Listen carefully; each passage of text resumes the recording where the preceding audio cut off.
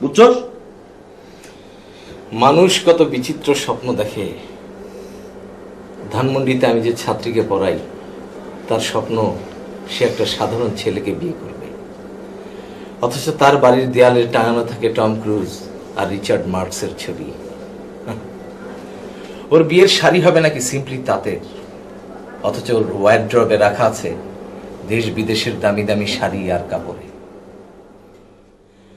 বনানীর ছাত্রীটি প্রতিনিয়ত তার বন্ধু পাল্টায়, তবু সে স্বপ্ন দেখে দেশের সব মানুষ একদিন শান্ত হবে। কিরে, আমার মতো মধ্যবিত্তের এক আদম সন্তানকে সে ডিপেস্ট ফিলিংস বোঝায়, হার্টবিটের সংজ্ঞা শেখায়। তোর আবার কি হলো আজকে?